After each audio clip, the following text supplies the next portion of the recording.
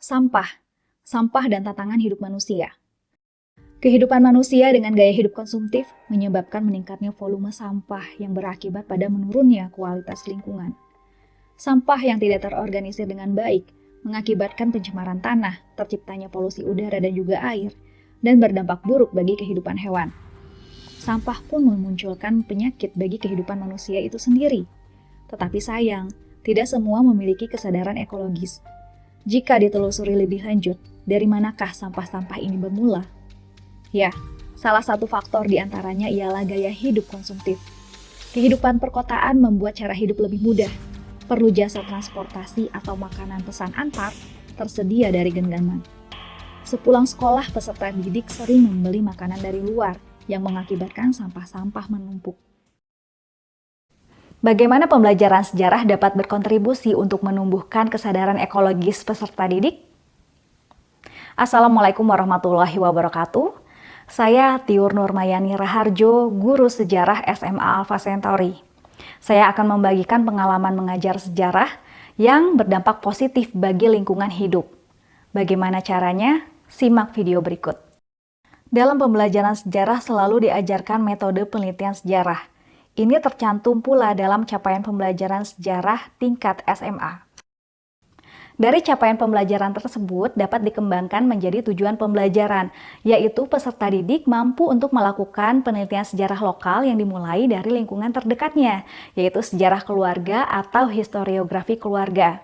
Dengan historiografi keluarga, ini menjadikan pengalaman langsung bagi peserta didik dalam menyusun sejarah keluarganya sendiri dan memberikan inspirasi bagi orang lain sebagai pembaca. Tentu ini tidak mudah, perlu bimbingan guru untuk membimbing peserta didik melakukan setiap langkah dalam penelitian sejarah dalam menyusun historiografi keluarganya. Belum lagi perlu adanya pendekatan mengenai kesadaran ekologis. Lalu bagaimana implementasinya? Sebagai langkah awal, guru dapat mengembangkan pembelajaran dengan menggunakan konsep life cycle melalui historiografi keluarga dengan nilai yang diwujudkan adalah kesadaran ekologis. Profesor Helio Samsudin dalam seminar on Social and History Education mengenalkan konsep life cycle. Life cycle yang dimaksud adalah siklus dalam pembelajaran sejarah.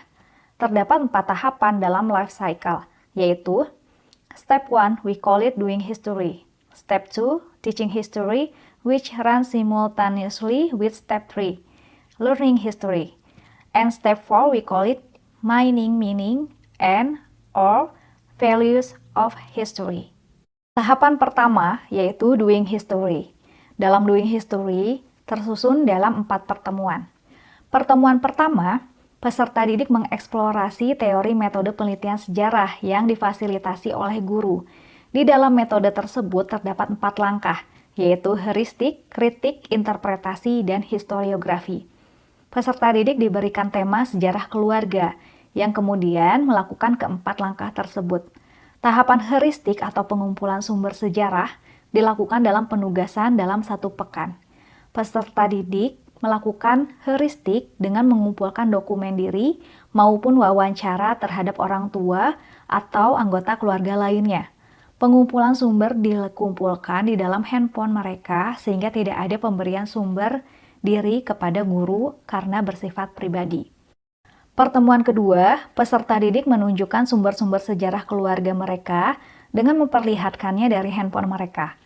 Peserta didik melakukan kritik sumber secara eksternal dan internal di hadapan guru yang kemudian diberi penguatan dan evaluasi oleh guru.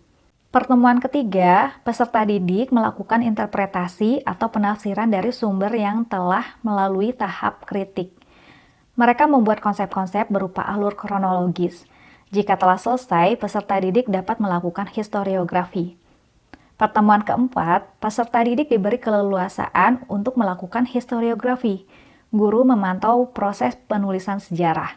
Peserta didik diminta untuk menuliskannya secara naratif. Teaching history dan learning history. Tahapan teaching history dan learning history berlangsung bersamaan. Teaching history. Tahapan ini berlangsung pada pertemuan kelima. Guru menjelaskan tujuan pembelajaran terkait pemahaman ekologi, terkait pembelajaran sejarah dengan ekologi dan kesadaran ekologis. Learning history. Peserta didik menganalisis historiografi keluarga mereka masing-masing untuk melihat perilaku yang berakibat buruk pada ekologi. Peserta didik diberikan pertanyaan sebagai berikut.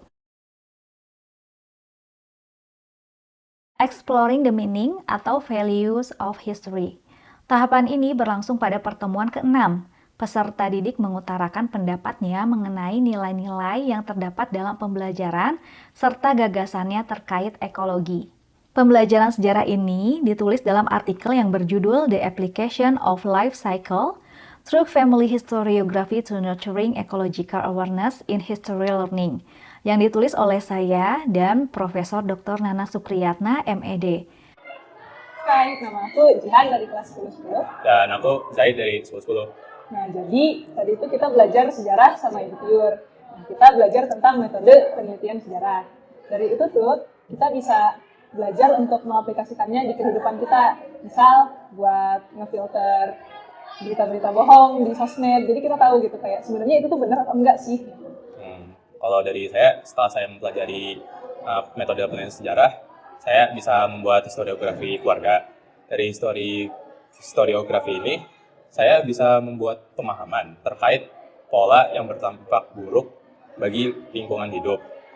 Manfaat pembelajaran ini yaitu adalah melakukan perubahan dalam hidup saya dan keluarga. Contohnya adalah menggunakan tumbler sebagai pengganti tempat minum plastik, terus membawa tepak makanan sendiri, serta kalau bisa mengurangi jajan di luar sih. Belajar sejarah menyadarkan kita bahwa apa yang terjadi di masa kini merupakan dampak dari masa lalu, dan segala keputusan serta sikap kita di masa kini akan menentukan sejarah di masa depan. Semoga menginspirasi. Wassalamualaikum warahmatullahi wabarakatuh.